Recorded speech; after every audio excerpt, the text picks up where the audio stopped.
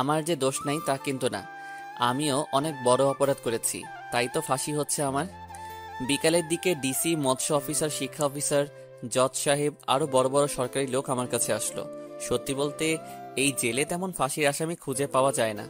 নীলফামারী জেলাতে যে অপরাধী নাই তা কিন্তু না, তবে আমি মনে হয় ফাঁসির আসামিদের মধ্যে এমন একজন যাকে দেখার জন্য আর কথা বলার জন্য এনারা এসেছে। আমার ইউনিয়ন বাদেও আশেপাশের আরও ইউনিয়ন খোঁজ করলে মনে হয় ফাঁসির আসামি পাওয়া যাবে না। যখন নাকি আমাকে ফাঁসির রায় দেয় তখন আমার চাচা চাচির বাড়িতে নাকি অনেক দূর দূরান্ত থেকে মানুষ দেখতে আসছিল, কারণ আশেপাশে তো কোনো ফাঁসির আসামি ছিল না। শামীম, তুমি তো আদালতের সব দোষ তোমার কাঁধে নিয়েছো, কিন্তু যতদিন থেকে তুমি জেলে আসো একদিনও তোমাকে দেখে অপরাধী মনে হয় নাই। আমরা আজ এখানে এতজন এসেছি কি কারণে জানো? তোমার ফাঁসির রায় হলো কেন তা জানতে। জজ সাহেব অবশ্যই আমাদের বলেছে, তবুও তোমার মুখ থেকে শুনতে চাই। স্যার সব বলবো, তবে একটা অনুরোধ আছে। কি বলো? এখানে যত আসামি আছে তারা সবাই জানতে চায় কেন আমার ফাঁসি রায় হলো এবং কেন আমি অপরাধ মাথা পেতে নিলাম। হাবিলদার, সব কয়েদে কি ডাকো। তারপর হাবিলদার সব কয়েদিকে জেলের মাঝমাঠে নিয়ে আসলো। আমার সামনে সব সরকারি লোক আর চারদিকে সব কয়েদি। তাহলে শুনুন সবাই। অতীত, আমি তখন খুব ছোট। আব্বা আর মা দুজন কাজ করে সংসার চালাতো। আব্বা অন্যের জমিতে কাজ করত, আর আমার মা সেও অন্যের ক্ষেতের সব কাজ করত। সত্যি বলতে কি জানেন স্যার, আমাদের উত্তরবঙ্গের মধ্যে সবচেয়ে গরিব জেলা যদি থাকে তাহলে আমাদের নীলফামারী জেলা, তারপর লালমনিরহাট জেলা এবং কুড়িগ্রাম জেলা। 1996 থেকে 2005 সাল পর্যন্ত অভাব অনটন কি তা এই জেলার প্রত্যেকটা মানুষ হাড়ে হাড়ে টের পেয়েছে।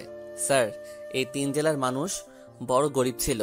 জানেন স্যার, আমি যখন খুব ছোট তখন দেখেছি পেটের ক্ষুধার জ্বালায় মানুষ কচু সিদ্ধ করে খেয়েছে। এমনি জানেন স্যার, কচুর যে বীজটা বপন করা হয় সেই বীজ থেকে তো কচু হয়, সেই বীজটাও মানুষ ক্ষেত থেকে নিয়ে এসে সিদ্ধ করে খেয়েছে। শুধু তাই নয় স্যার, এই এলাকার মানুষ ভাতের যে ফেনা গরুকে খাওয়াতো সেই ফেনাকে দিন পার করে দিত, যাকে রংপুরের ভাষায় বলে ভাতের মার।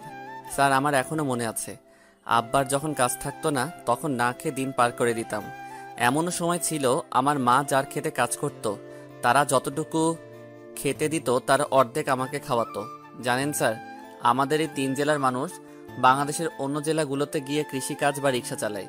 যারা অন্য জেলার মানুষ আছেন দেখবেন এই 3 জেলার মানুষ কৃষিকাজ বা রিক্সা চালানোর জন্য বাইরে যায়।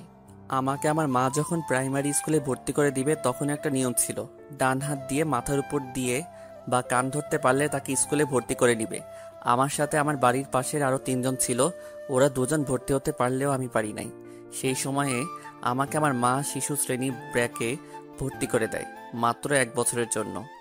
যখন আমি ক্লাস 1-এ তখন আমার বাবা মা অভাবের তাড়নায় মারা যায়। তাদের চিকিৎসা করার মতো টাকাও ছিল না। আমার মা গ্রামীণ ব্যাংক থেকে ঋণ নেয়, সেই ঋণের টাকা পরিশোধ করার আগেই তারা মারা যায়। ব্যাংক কর্তৃপক্ষ আমাদের বাড়ি ভিটা নিয়ে নেয়। আমার বাবা মা মারা যাওয়ার পর আমাকে আমার বড় জ্যাঠা আর জেঠি, যাদেরকে আমি বড় আব্বা আর বড় আম্মা বলে ডাকি, তারা আমাকে তাদের কাছে নিয়ে যায়। আমি তাদের সাথে তাদের বাড়িতে গিয়ে থাকা শুরু করি। আমার বড় আব্বা রংপুর শহরে রিক্সা চালাতো, তার এক ছেলে আর 2 মেয়ে ছিল। তবুও তাদের অভাবের সংসারে আমাকে নিয়ে নেয়। তারা আমার খাওয়া থাকা পড়াশোনা সব করায়। আমি যখন 3য় শ্রেণীতে পড়ি তখন একটা মেয়ে আমার সাথে বন্ধুত্ব করে, তার নাম সানজিদা। দুজনের বন্ধুত্ব থেকে কখন যে আমরা দুজন দুজনকে ভালোবেসে ফেলি তা দুজনের কেউ জানি না। সানজিদারা ছিল অনেক বড়লোক, এক কথায় গ্রামের বড়লোক যাকে বলে। আমাদের দুজনের সম্পর্কটা ছিল একেবারে পবিত্র, আর দুজন দুজনের প্রতি বিশ্বাস আর শ্রদ্ধার।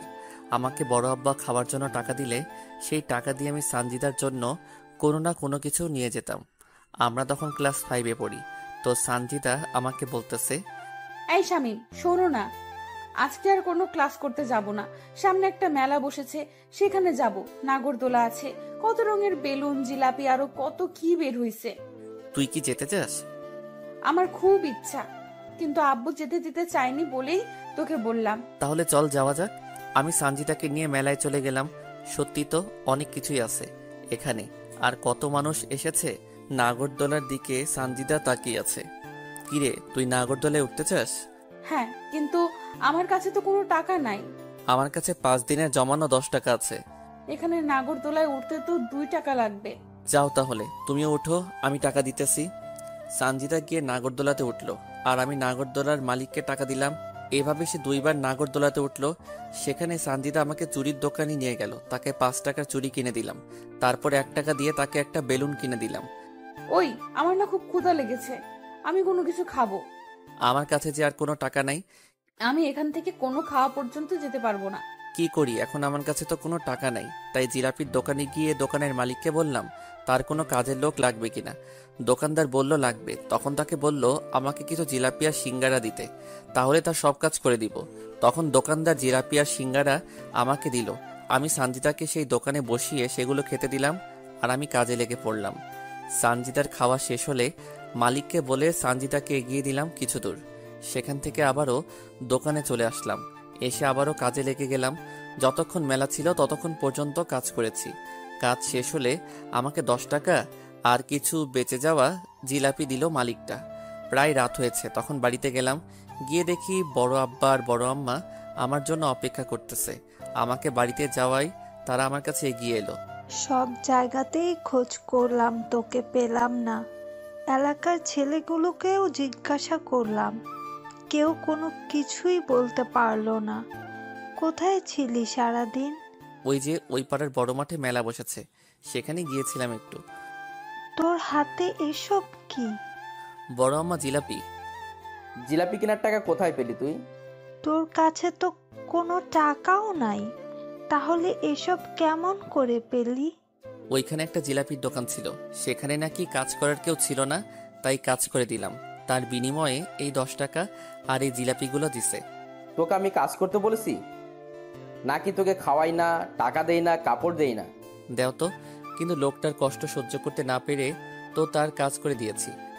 বাবা, আমার নিজের ছেলে মেয়ে তো পড়াশোনা করতেছে, তুই অন্তত পড়াশোনা কর। তোর বাপ মায়ের মতো কি মূর্খ থাকবি? তুইও সারা জীবন আমাদের মতো গরিব থাকবি? জীবনে বড় হতে হবে না? আর এমন করব না বড় আম্মা। যা, টিউবওয়েলে গিয়ে গোসল করে আয়, একসাথে খাবো সবাই। আমি গিয়ে গোসল করে এসে সবার সাথে খেতে বসলাম। খাওয়া শেষ করে একটু পড়তে বসলাম। পড়া শেষ করে ঘুমিয়ে গেলাম। পরের দিন স্কুলে গিয়ে দেখি সানজিদা স্কুলে আসে নাই। তার একটা বান্ধবীকে দিয়ে চিঠি পাঠিয়েছে, সে আসবে না জানিয়ে।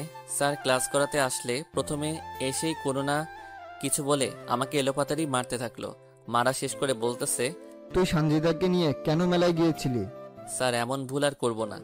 জানিস কালকে সঞ্জিদার বাপ স্কুলে এসে সঞ্জিদাকে না পেয়ে আমাদেরকে কত কথা শুনিয়ে গেছে। তোকে কালকে পেলে তো মেরেই ফেলতো। আমি তো কোনো কিছু করি নাই স্যার। তুই কেন করিস না বলতেছি? সঞ্জিদার কাছ থেকে নাকি 100 টাকার নোট নিয়েছিস। আমি কোনো টাকা নেই নাই স্যার। আর আপনাকে কে বলেছে এসব কথা? সঞ্জিদা নিজেই বলেছে তুই নাকি জোর করে সঞ্জিদাকে মেলাতে নিয়ে গিয়ে নাগরদোলায় চুড়ি আর জিলেপি কিনে দেওয়ার নাম করে তার কাছ থেকে 100 টাকা নিয়েছিস। আমি আর কোনো কিছু বললাম না। আমার চুপ থাকা দেখে স্যার আমাকে আরো কয়েক ঘা বেত মারলো। তারপর পুরা ক্লাস আমাকে কান ধরে এক পায়ের উপর দাঁড় করে রেখেছে। আমার তখন অনেক কষ্ট হচ্ছিল, তবে এটা ভেবে শান্তি পাচ্ছি যে সানজিদা কোনো মার খায়নি। স্যারের ক্লাস শেষ হলে ম্যাডাম আসলো, তিনিও আমাকে অনেকগুলো কথা শোনালো। যাওয়ার সময় তো তিনি আমাকে চোর বলে গেল। তো এভাবে আমাদের দিন যেতে থাকে। কেউ যদি স্কুলে না আসি তাহলে কাউকে দিয়ে চিঠি পাঠিয়ে দেই, অথবা কোথাও দেখা করতে চাইলেও কাউকে দিয়ে চিঠি পাঠিয়ে দিয়ে সেই জায়গায় গিয়ে দেখা করতাম। আমরা যখন 5-এর ফাইনাল পরীক্ষা দিব সেই সময় সানজিদা আমাকে বলে তাকে নাকি একটা নতুন জামা কিনে দেওয়া লাগবে। দেখেন আমি তখনও ছোট, কোনো কাজ কাম জানি না। এদিকে সানজিদাও চেয়েছে তাকে নতুন একটা জামা দেওয়া লাগবে পরীক্ষা উপলক্ষে। তাই বড় আব্বাকে বললাম আমি তো পরীক্ষা দিব, আমার কিছু টাকা লাগবে, নতুন কাপড় কিনবো। তখন বড় আব্বা আমাকে সাথে করে দোকানে গিয়ে কাপড় নিয়ে দিতে চাইলে আমি তাকে মিথ্যা বললাম। আমার বন্ধু বান্ধবীরা যাবে, আমিও তাদের সাথে গিয়ে জামা কিনবো। বড় আব্বাও আমাকে টাকা দিয়ে দিল। বড় আব্বার কাছ থেকে টাকা নিয়ে পরের দিন আমি সানজিদাকে নিয়ে কাপড়ের দোকানে গেলাম। সানজিদা ওর পছন্দ মতো একটা জামা নিল, আর আমার কোনো কিছু নেওয়া হলো না। সেখান থেকে সানজিদাকে তার বাড়িতে পৌঁছে দিলাম। আমি বাড়ি আসার পর বড় আব্বা বলতেছে, কিরে, শার্ট কই? আমি না টাকা হারিয়ে ফেলেছি, মিথ্যা বলে কাঁদতে লাগলাম। তার জন্য কান্না করা লাগবে নাকি? দরকার হলে আমি তোকে আবার নিয়ে দিব শার্ট। আমার আর কোনো কিছু লাগবে না বড় আব্বা। এইসব পুরাতন কাপড় পরে পরীক্ষা দিবি? ঈদে তো কিনে দিলে, পুরাতন হলো কেমন করে? আচ্ছা ঠিক আছে। তারপর শুরু হলো পরীক্ষা। সানজিদার সাথে প্রতিদিন তার বাবা মা ভাই বোন আসে, আর আমি একাই যাই একাই আসি। ভাগ্যক্রমে সানজিদার সিট আমার সিট একসাথে। প্রথম বাংলা পরীক্ষা ভালো করে দিলেও পরে ইংরেজি আর গণিত পরীক্ষার খাতায় সানজিদা কিছুই লিখতে পারে না। সানজিদা খাতা নিয়ে কান্না করতেছে, তাই আমি নিজে খেলা বাদ দিয়ে সানজিদার খাতায় লিখে দেই আর আমি পরে লিখি। এইভাবে প্রত্যেকটা পরীক্ষা আমরা এভাবে দেই। রেজাল্ট বের হলে সানজিদা ট্যালেন্ট পুলে বৃত্তি পায়, আর আমি শুধু পাশ করি। সানজিদা বৃত্তি পাওয়াতে ওর বাবা পুরা গ্রামের মানুষকে মিষ্টি মুখ করায়। আমরা দুজন একসাথে এক উচ্চ মাধ্যমিক স্কুলে ভর্তি হই। দিন যত যেতে লাগে সানজিদা আর আমার ভালোবাসা দিন আরো বেশি হতে থাকে। এখন শুধু সানজিদা আমার কাছ থেকে কোনো কিছু নিলে সানজিদাও তার পরিবর্তে আমাকে কিছু না কিছু দেয়। হঠাৎ অষ্টম শ্রেণীতে সানজিদা আমাকে বলে তাকে নাকি একটা বোরকা লাগবে, সামনে তার জন্মদিন। তাই অষ্টম শ্রেণীতে থাকা অবস্থায় আমি টিউশন করা শুরু করি। ভাবতে পারেন সানজিদার বাবা এত টাকা পয়সা থাকা সত্ত্বেও আমার কাছে কেন চাই? সত্যি বলতে সানজিদা যদি নতুন কিছু তার জন্য কিনে, তাহলে সেটা প্রথমে আমার দেওয়া নিবে, তারপর অন্য কারো। আর এটা দুজনের ভালোবাসার কারণ। অষ্টম শ্রেণী পর্যন্ত আমরা চিঠির মাধ্যমে প্রেম করেছি। আমি তখনও সানজিদাকে কখনো খারাপভাবে স্পর্শ করি নাই। আমরা দুজন অষ্টম শ্রেণী পর্যন্ত এই জায়গায় ওই জায়গায়, নদী ধান ক্ষেত সব জায়গায় ঘুরে বেরিয়েছি। অষ্টম শ্রেণীর পরীক্ষাতেও সানজিদা আর আমি একসাথে পাশাপাশি সিটে বসেছিলাম।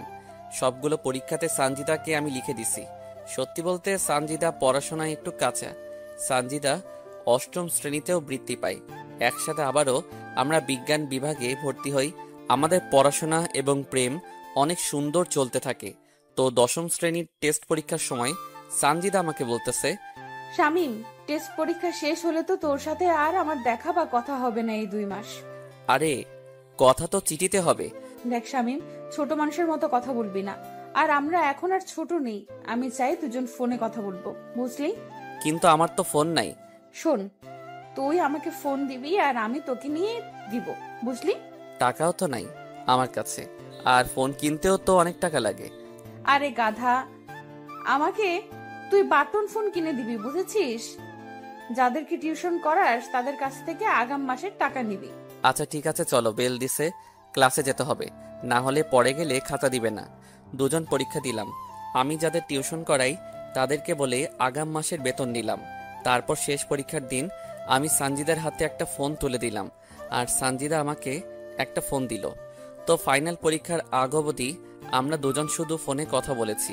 এসএসসি ফাইনাল পরীক্ষার খাতাতেও আমি সানজিদাকে লিখে দিছি। রেজাল্ট বের হওয়ার আগ পর্যন্ত আমরা ফোনে নিয়মিত কথা চালিয়ে গেছি। পরীক্ষার আগে সানজিদা আমাকে একটা অনেক দামি ঘড়ি গিফট করে। রেজাল্ট বের হলে এবার সানজিদা A+ পায়, আমি কোনো রকম পাশ করি। শুধু ক্লাসে সবাই জানে সবচেয়ে ভালো ছাত্র আমি, কিন্তু আমি পরীক্ষার খাতায় কিছুই লিখতে পারি না। দুজনে বাড়ির পাশে যে কলেজ আছে সেখানে ভর্তি হলাম। এবার সানজিদা আমার সাথে ফোনে তেমন একটা কথা বলে না, সব সময় পড়া নিয়ে ব্যস্ত থাকে, কারণ তাকে মেডিকেলে চান্স পেতে হবে, তাই এমন পড়াশোনা। তবে আমাদের প্রেমে কেউ ঢোকেনি, আর আমাদের পরিবারও জানে না। ফোনেও মাঝে মাঝে কথা হয় আমাদের। কলেজের ফার্স্ট ইয়ারে থাকা অবস্থায় সানজিদার বড় আপুর বিয়ে হয়। সানজিদা সবাইকে দাওয়াত করলেও আমাকে দাওয়াত করে না। এতে অবশ্য আমি মোটেও মন খারাপ করিনি। বিয়ে হয়ে যাওয়ার পর সানজিদা আবারও কলেজে আসা শুরু করে দেয়। সব বন্ধু বান্ধবী বলা শুরু করে বিয়ে বাড়িতে নাকি সানজিদা তার বোনের দেবরের সাথে উড়াধুরা নৃত্য করেছে। এই, তোর সাথে কথা আছে। বল, কি বলবি? তুই আর আমি কি এখনো সেই ছোট আছি? না, কিন্তু কেন? এখন থেকে তুই আমাকে আর আমি তোকে তুমি করে বলবো।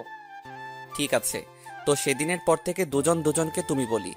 সানজিদার সাথে আমার ভালোবাসার সম্পর্ক হওয়ার পর থেকে তার কাছ থেকে বাবা মায়ের ভালোবাসা পেয়েছি, তাই তো আমার আব্বার আর মায়ের কথা তেমন মনে পড়ে না।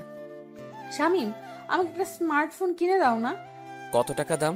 এই তো 8,000 টাকা দাম। এত টাকা? এইরকম করে আসছো কেন, কি হলো? এত টাকা তো আমার কাছে নাই। কত আছে? 5,000 টাকা। শোনো, তোমাকে একটা কথা বলি, বিয়ের পর তো তুমি আর আমি তোমার বড় আব্বার বাড়িতে থাকবো না, তাই এখন থেকে টাকা জোগাড় করা শুরু করো। জমি কিনো, তারপর বাড়ি করো আর নিজের পায়ে দাঁড়াও। সেটা না হয় বুঝলাম, কিন্তু করব কি আমি? শোনো, এখান থেকে টিউশনি করার পাশাপাশি অটো চালাবে, আর যা টাকা জোগাড় করবে আমাকে দিবে, আর আমি সেই টাকা জমিয়ে রাখবো। যখন বেশি টাকা হবে তখন তোমাকে একটা জমি কিনে দিব। তারপর যখন ঘর তোলার টাকা হবে তখন তোমাকে ঘর তুলেও দেব। তারপর আমার বাবার কাছে বিয়ের প্রস্তাব নিয়ে যাবে। এত বুদ্ধি কই পাও তুমি? কাল থেকে আর কলেজে আসা লাগবে না, বাড়িতে শুধু পড়বে আর অটো চালাবে, বুঝলে? তারপর সানজিদার কথা মতো তাই শুরু করে দিলাম, কারণ সানজিদা কখনো আমার খারাপ চায়নি। সানজিদা আমার বিপদে সবসময় পাশে ছিল। হ্যাঁ, তার একটা সমস্যা আছে, সেটা বুঝতে পেরেছেন। ভালোবাসে বলেই তো আমার কাছে কোনো না কোনো কিছু চাই। আমি টিউশনি করার পাশাপাশি অটো চালানো শুরু করে দিলাম। আমার টাকা দিয়ে সানজিদা একটা স্মার্টফোন নিল। একদিন সানজিদা ফোন করে বলল আমার অটো নাকি লাগবে, সকালে ওদের বাড়ি যেতে বলল। আমি পরের দিন সকালে ওদের বাড়ির সামনে গেলাম। কিছুক্ষণ পর সানজিদা বোরকা পরে ওর আপুসহ বের হলো। তারপর ওদেরকে নামিয়ে দিয়ে চলে আসলাম। এই এক সপ্তাহে সানজিদা আমাকে একবারও ফোন দেয় নাই।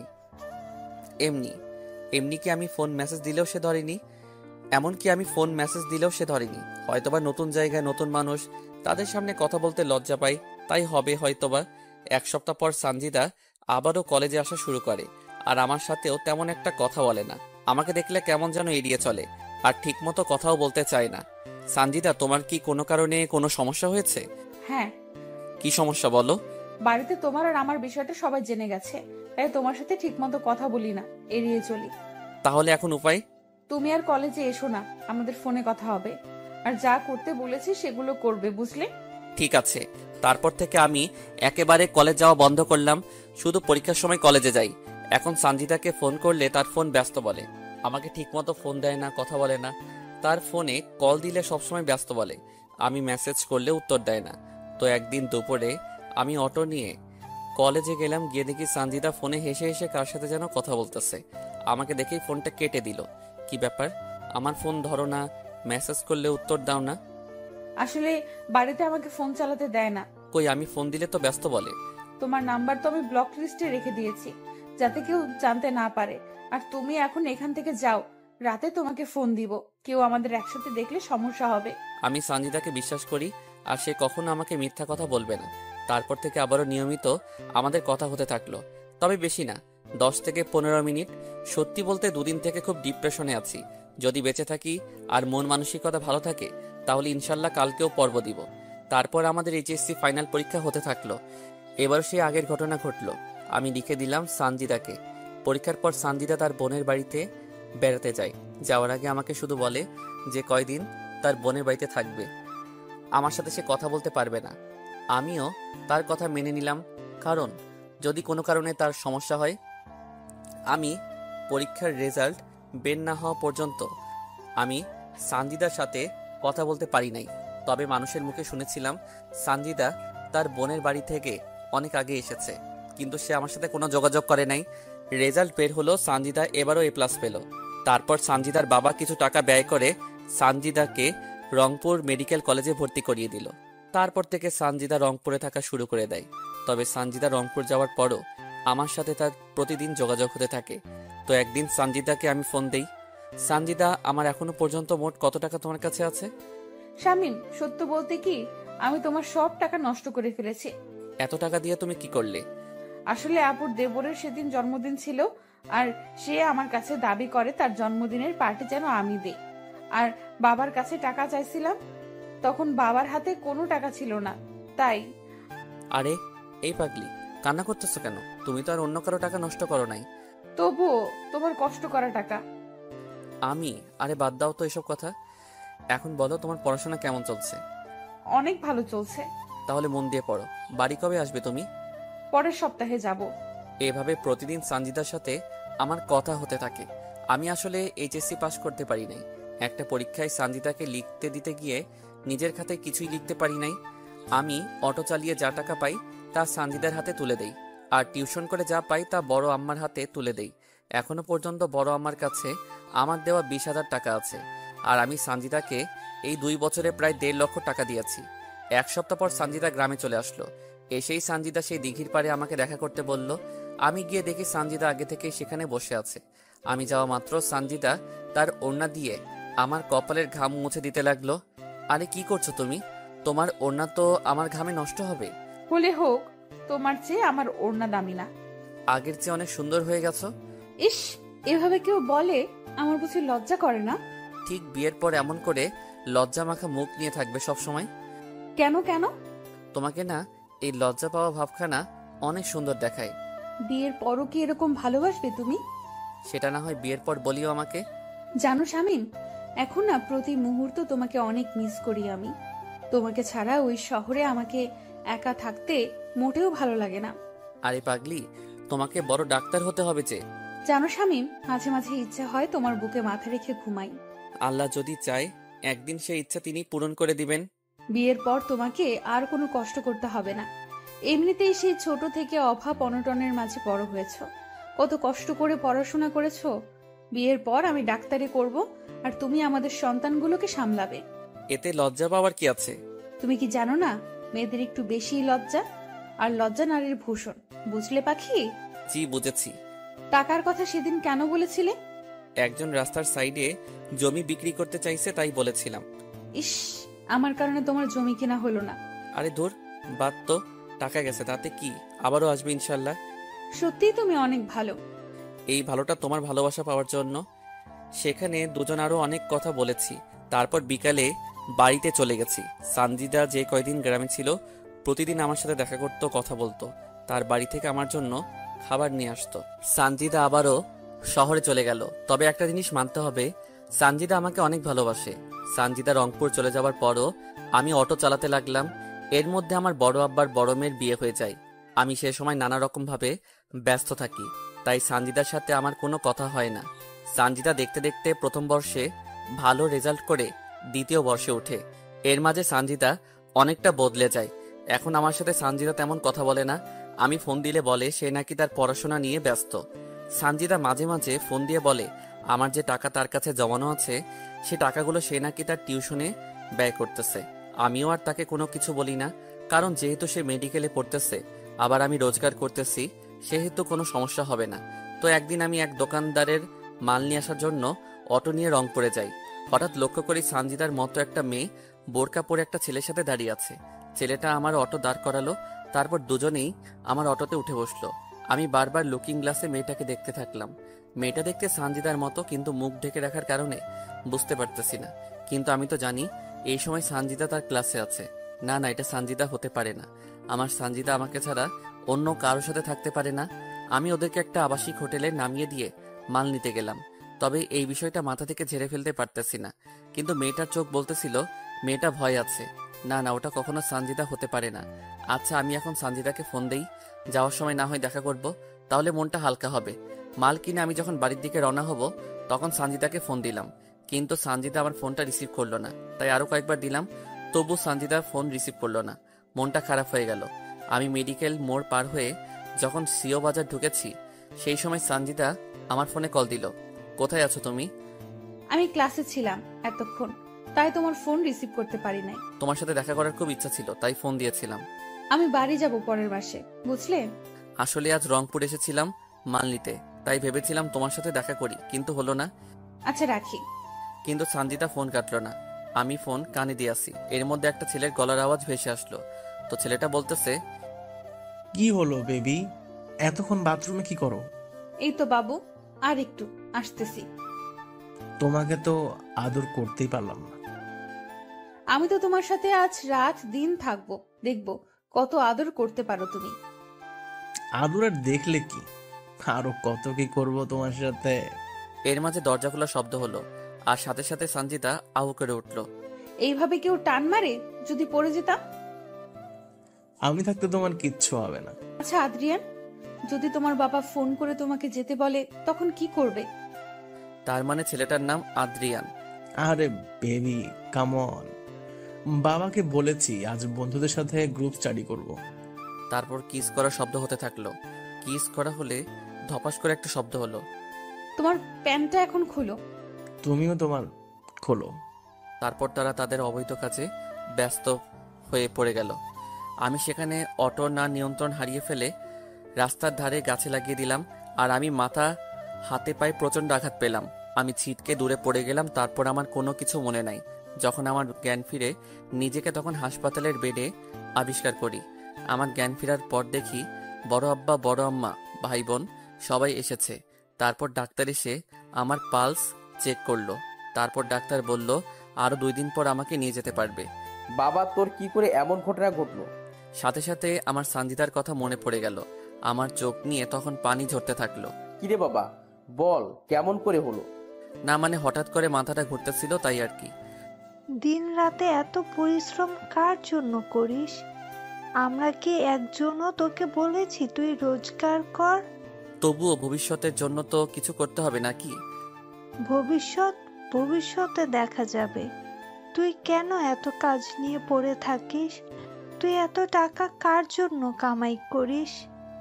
সারাদিন অটো চালাস, রাতে মানুষের বাচ্চাকে পড়াস, অনেক রাত পর্যন্ত জেগে থাকিস। কেন এত কষ্ট করিস তুই? থাক, ও এখন অসুস্থ, ওকে এখন এসব বলার দরকার নেই। আগে সুস্থ হোক, তারপর সব আলোচনা করা যাবে। তারপর তারা চলে গেল। আমি সেখানে আরো 2 দিন ছিলাম। এই 2 দিনে একবারও আমার কোনো খবর নেয়নি সানজিদা। আমি তো তাকে নিজের চেয়ে বেশি ভালোবাসতাম, নিজের থেকে তাকে বেশি বিশ্বাস করতাম।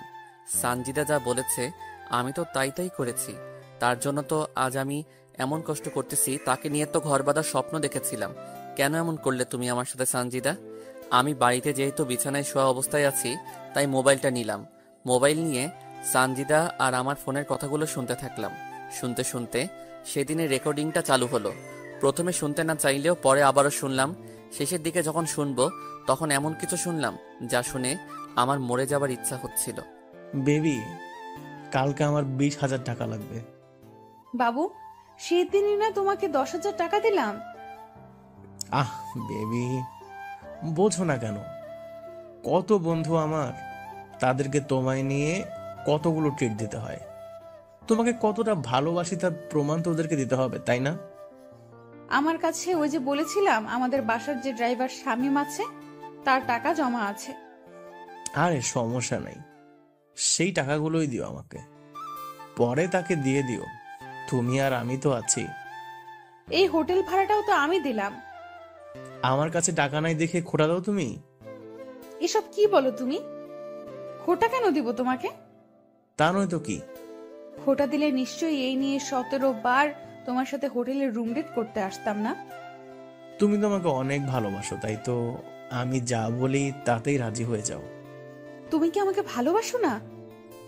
শুধু তোমাকে না, তোমার শরীর, দেহ আর তোমার এটা ওটা এইটা এগুলো সবকে ভালোবাসি বেবি।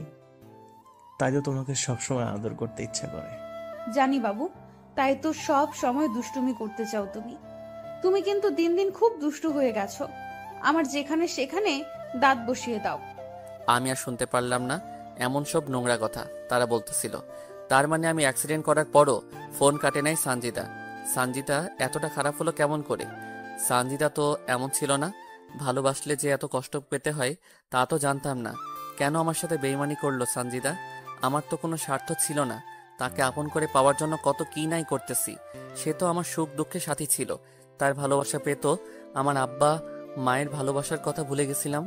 তাকে আপন করে পেতে তো আমি তার জন্য অনেক কিছু করেছি, অনেক কিছু সহ্য করেছি। সে কেন এসব কাজে লিপ্ত হলো? সে কেন আমার সাথে এরকম করলো? প্রায় 20 দিনের মতো আমার সুস্থ হতে লাগলো। প্রায় মাসখানেক পর সানজিদা তার কিছু বান্ধবীকে নিয়ে তাদের বাড়িতে এলো। তারা যখন গ্রাম ঘুরতে বের হলো তখন আমি সানজিদার সাথে কথা বলার জন্য তাদের কাছে গেলাম।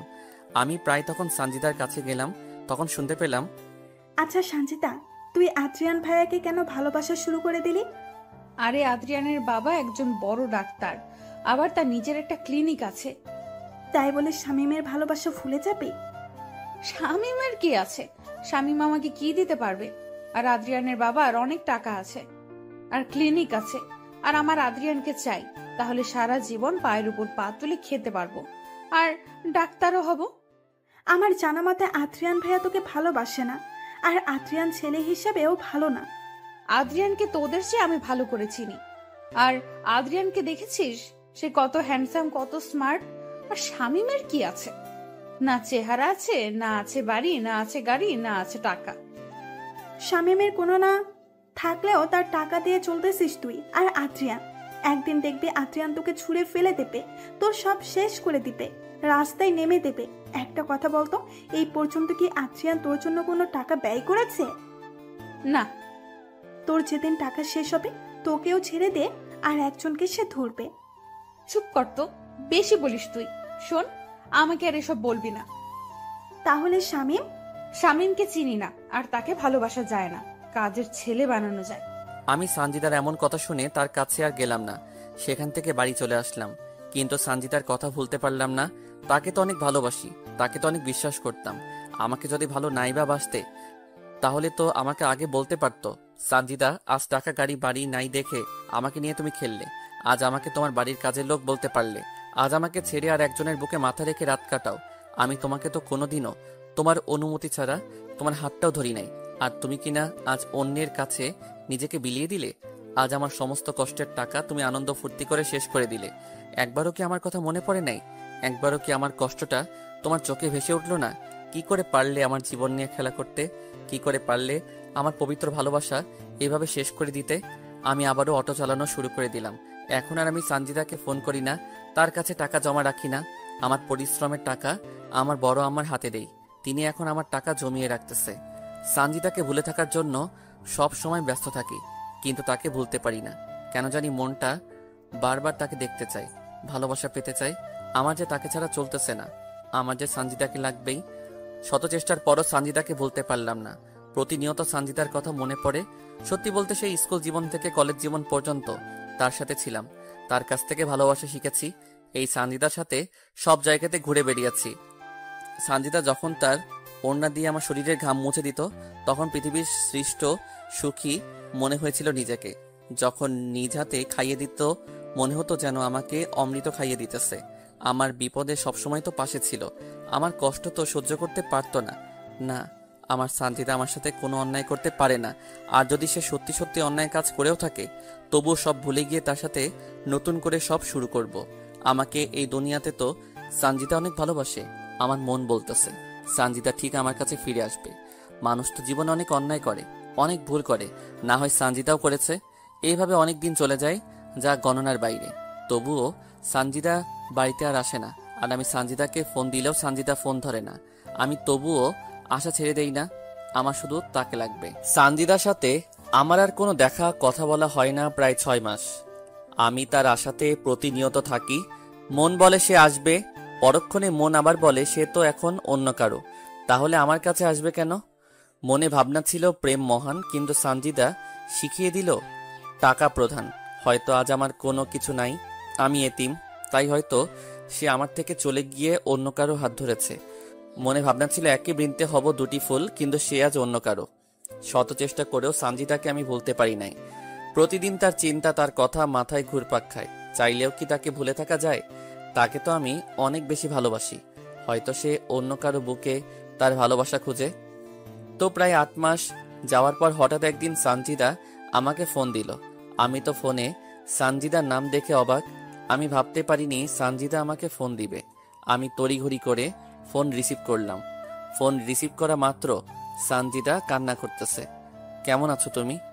এইভাবে কান্না করতেছো কেন? আমার সব শেষ হয়ে গেছে শামীম। আজ আমি বড্ড একা হয়ে গেছি। আজ নিজেকে খুব একা লাগছে। আজ আমার পাশে কেউ নাই। কি হয়েছে বলবে তো আমাকে, নাকি না বললে বুঝবো কি করে? তোমার কি টাকা লাগবে? আমার কোনো টাকা পয়সা লাগবে না, আমার শুধু তোমাকে লাগবে। আমি তোমার বুকে মাথা রাখতে চাই। আরে এইভাবে কান্না করতেছো কেন? কি হয়েছে আমাকে তো বলবে নাকি? তুমি আজ বিকেলে ভিন্ন জগতে আমার সাথে দেখা করো। তোমার সাথে আমার আজ অনেক না বলা কথা আছে, সেগুলো তোমাকে আমি বলবো। ঠিক আছে, আমি সময় মতো চলে যাব। আমি কিছুই বুঝলাম না সানজিদার কথার মানে সে আমাকে কি বলতে চাচ্ছে। তবুও এতদিন পর যেহেতু ফোন করেছে, আবার দেখা করতে বলতেছে, আমাকে তো অবশ্যই যেতে হবে তার কাছে। হোক না সে আমাকে ভালো না বাসে, কিন্তু আমি তো তাকে ভালোবাসি। আমি সানজিদার কথা মতো ভিন্ন জগতে চলে গেলাম। আমি গিয়ে সেখানে নালার এক সাইডে বসে থাকলাম। আমি ভিন্ন জগতে যাওয়ার প্রায় ঘন্টাখানেক বাদে সানজিদা চলে আসলো, সাথে আরো 2টা মেয়ে আছে। ওরা এসে আমার পাশে বসলো। আমি সানজিদার দিকে তাকিয়ে দেখলাম মুখটা শুকিয়ে গেছে, আর চোখগুলো তলিয়ে গেছে। মুখের উজ্জ্বল ভাব আর আগের মতো নাই, কেমন যেন কালো কালো হয়ে গেছে। তা তোমার চেহারার এই অবস্থা কেন? আমি ঠিক আছি, কিন্তু তুমি এমন হয়ে গেছো কেন? আমি কেমন করে ভালো থাকি বলো, তুমি আজ অন্য কারো? সানজিদা এবার আমার দিকে চোখ বড় বড় করে তাকালো। হয় ভাবতে পারতেছে না আমি কেমন করে জানলাম। ওভাবে তাকিয়ে লাভ নাই, আমি সব জানি। মানে কেমন করে? মনে আছে তুমি আর তোমার বয়ফ্রেন্ড আমার অটো করে আবাসিক হোটেলে গিয়েছিলে? তারপর বাড়ি ফেরার পথে তুমি আমাকে ফোন দাও এবং ফোন না কেটে তোমার বয়ফ্রেন্ডের সাথে কি কি করো, কি কি বলো সব শুনি। তুমি সব শুনেছো? জানো সেই সময় আমি অ্যাক্সিডেন্ট করে হাসপাতালে ভর্তি হই। কি, তুমি হাসপাতালে ভর্তি ছিলে? জানো তো সেখানেও তোমার কথা বারবার মনে হয়েছিল, তোমাকে না ভুলতে পারি নাই আমি, তাই তো তোমার কথা সবসময় মনে হতো। জানো যেদিন তোমার বান্ধবীকে বলেছিলে তুমি আমাকে ভালোবাসো না, তুমি ভালোবাসো ওই টাকাওয়ালা ডাক্তারের ছেলেকে, সেদিন না পৃথিবীতে নিজেকে বড্ড একা একা লাগছিল। যেদিন শুনেছি ওই ছেলের সাথে তুমি 20 বার হোটেলে রুম ডেট করতে গিয়েছিলে, সেদিন না আমার দেহের আত্মাটার মরণ হয়ে গেছে। আমি ভুল করেছি, আমাকে ক্ষমা করে দাও। আমি আর জীবনেও তোমাকে ছাড়া অন্য কাউকে ভালোবাসবো না। তুমি যা বলবে তাই শুনবো। আমার কথা বা কবে শুনেছো তুমি? আমি না তোমার দেহটাকে ভালোবাসি নাই, তোমার বুকের ভেতর যে সুন্দর মনটা ছিল সেটাকে ভালোবেসেছিলাম। তুমি কেমন করে আমাকে ঠকিয়ে অন্য কারো বিছানায় সঙ্গী হও? একবারও কি এই এতিম অসহায় ছেলেটার কথা মনে পড়ে নাই? তোমার ভালোবাসা পেয়ে তো আমার নিজের মরা বাবা মাকে ভুলে গিয়েছিলাম। তোমার সাথে ঘর বাঁধবো বলে তো নিজের পড়াশোনার ক্যারিয়ার নষ্ট করে তোমার কথা মতো পরিশ্রম করা শুরু করে দিলাম।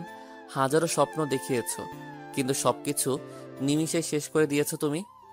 আবারও নতুন করে আমরা স্বপ্ন দেখব, আবারও নতুন করে বাঁচতে শিখবো আমরা। যেখানে আমার ভালোবাসার আত্মাটা মরে গেছে সেখানে আবার নতুন করে স্বপ্ন দেখবো, তা কি করে হয়? আমি তো সব দোষ করেছি, আমি তো সব ভুল করেছি। তুমি তো কোনো দোষ করো নাই, তুমি তো কোনো ভুল করো নাই, তাহলে কেন তোমার আত্মা মরে যাবে?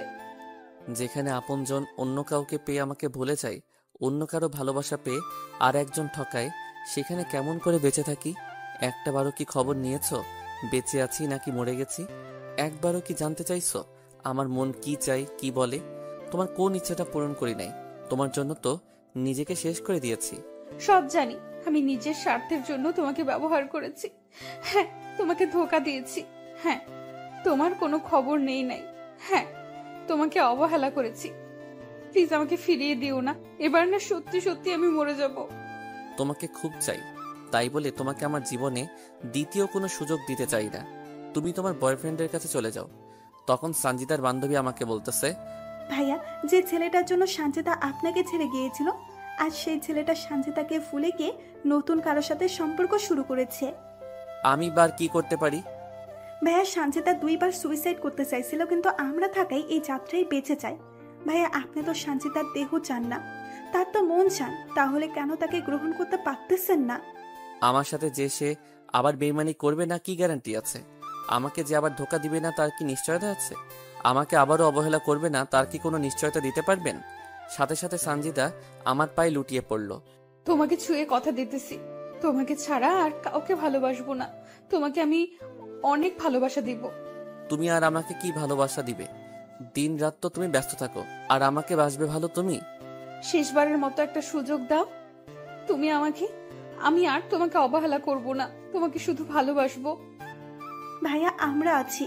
সানজিদা যা বলতেছে সব সত্য বলতেছে। জানেন ভাইয়া, আজ মাসখানেক থেকে সানজিদা সাহস পাচ্ছে না আপনার কাছে যাবার।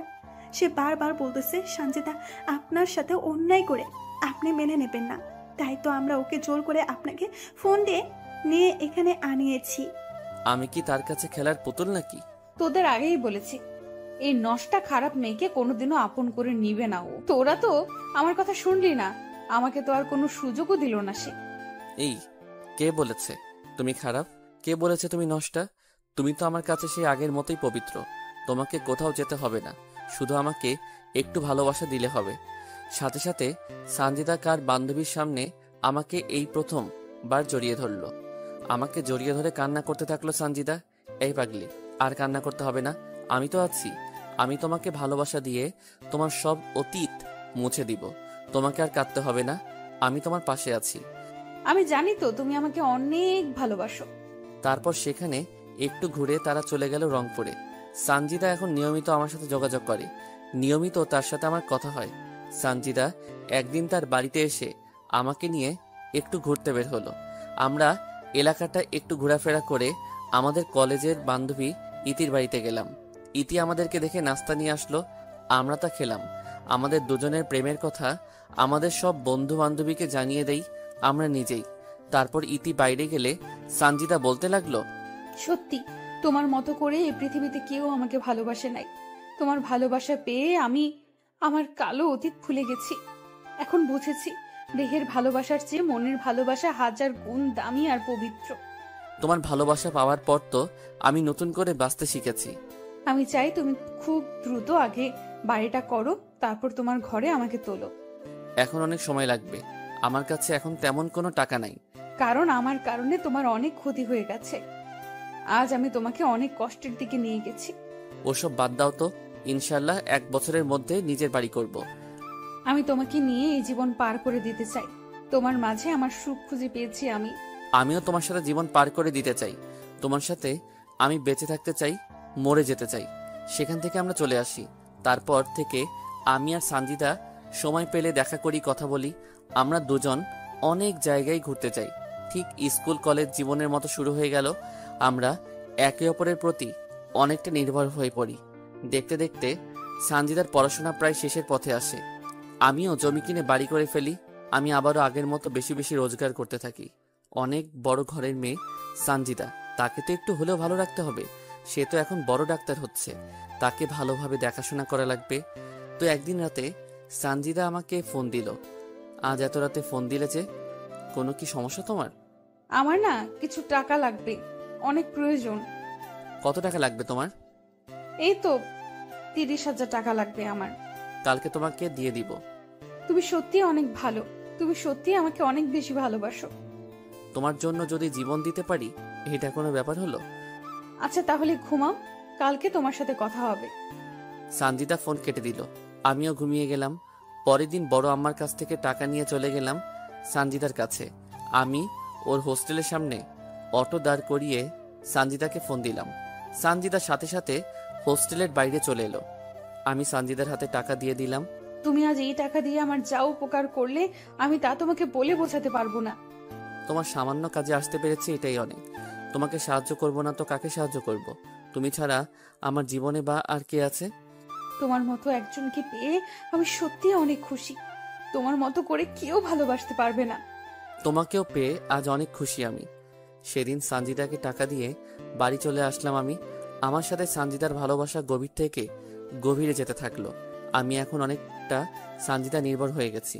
আমার এখন দিনরাত সানজিদা ছাড়া চলে না। সানজিদাকে টাকা দেওয়ার পর 2 দিন সানজিদার সাথে আমার কথা হয়। এই 2 দিনে বুঝেছি সানজিদা এখন আমাকে সত্যি অনেক ভালোবাসে। 3 দিনের দিন রাত 10টার সময় সানজিদা আমাকে ফোন দিল। কি করো তুমি? কি আর করব, আমার একটা পাগল আছে, তার কথা ভাবতেছি। শুনি, সে পাগলটাকে? ফোনের ওপারে যে আমার সাথে কথা বলতেছে সেই পাগলটা।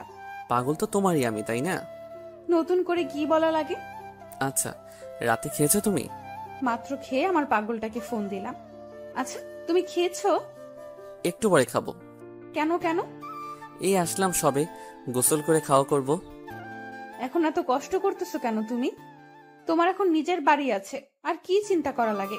এত কাজ করলে কি হবে বলো? বারে, তোমার আমার ভবিষ্যতের জন্য কিছু জমাতে হবে না? আর তাছাড়া তোমার তো এমনিতেই মাঝে মাঝে টাকা লাগে, তখন কি করে দিব? আর বেশি দিন তোমাকে জ্বালাবো না, আর তোমাকে কষ্ট দিব না। আর মাত্র কয়েকটা মাস চলে গেলে আমি পুরো দমে একজন ডাক্তার হব। তখন আর তোমার কাছ থেকে টাকা নিব না, তোমাকে কোনো কাজও করতে দিব না। কাজ না করলে কি করব আমি? তুমি শুধু আমাকে ভালোবাসবে আর আমার সাথে থাকবে, বুঝলে? আমি একাই কি ভালোবেসে যাব? তুমি আমাকে ভালোবাসবে না? তোমার কি এই বিষয়ে কোনো সন্দেহ আছে? নিজের থেকেও বেশি বিশ্বাস করি তোমাকে, আর সন্দেহ করব তোমাকে আমি? আমি জানি আমার পাগলটা আমাকে অনেক ভালোবাসবে আর বিশ্বাস করবে। তুমিও তো আমার থেকে আমাকে কম ভালোবাসো না। সানজিদার সাথে আরো নানা রকম বিষয় নিয়ে আমার কথা হলো। শেষে সানজিদা আমাকে বলল, এই শোনো, কালকে আমাদের ব্যাচের ছেলেমেয়েরা কক্সবাজার যাব। কেন যাবে হঠাৎ? মেডিকেলের কিছু প্র্যাকটিক্যাল আছে, সেই বিষয়ের জন্য। আরে বাবা, পড়াশোনার জন্য যাবে, আমাকে কি সেটা বলা লাগে? না মানে কি বলো? টাকা লাগবে? সেদিনে তো টাকা দিলে, টাকা লাগবে না। তাহলে? আসলে আমরা 5 দিনের জন্য সেখানে যাচ্ছি, আর 5 দিন তোমার সাথে কোনো কথা বলতে পারবো না, তাই। আরে দূর, এটা কোনো ব্যাপার হলো? তোমার পড়াশোনা আগে, তারপর আমি। তারপরও আমার তোমাকে ছেড়ে যেতে মন সায় দিচ্ছে না। আরে বাবা, তোমার পড়াশোনা শেষ হলে তো আমি সবসময় তোমার সাথেই থাকতেছি। তোমাকে খুব মনে পড়বে আমার সেখানে। এই, ভুলেও পড়াশোনা করার সময় আমার কথা মনে করবে না, বুঝলে? আমি তো 100 বার করব তোমার কথা মনে। আরে বাবা, আমার কথা মনে করলে তোমার সেখানে পড়াশোনার ব্যাঘাত ঘটতে পারে তো। ঘটলে ঘটুক, তবুও তোমাকে ভুলবো না। আমি কি তোমাকে ভুলে যেতে বলেছি নাকি, শুধু পড়াশোনার সময় বাদ দিয়ে? আচ্ছা ঠিক আছে, এবার একটা নাইট কিস দাও তো। তারপর সানজিদা ফোন রেখে দিল। সানজিদা সত্যি আমাকে এতটা ভালোবাসবে, আমার এতটা কেয়ার করবে, তা কখনো কল্পনা করতে পারি নাই। আমি তো মনে করেছি আবার কোনো না কোনো স্বার্থে আমাকে সে ভালোবাসবে। দেখতে দেখতে 4 দিন চলে গেল। এই 4 দিনে সানজিদা আমাকে ফোন দেয় নাই, আমিও তাকে কোনো ফোন দেই নাই। যদি তার কোনো সমস্যা হয় পড়াশোনা করতে, তাই দেইনি ফোন। তো 4 দিনের সময় রাতে সানজিদা আমাকে ফোন দিল। এই শোনো, আজ রাতে গাড়িতে আমরা রংপুর যাচ্ছি, আর পরের মাসে 6 তারিখে বাড়িতে যাব। সত্যি তুমি আসবে? আমার পাগলটাকে যে অনেক দিন থেকে দেখি না।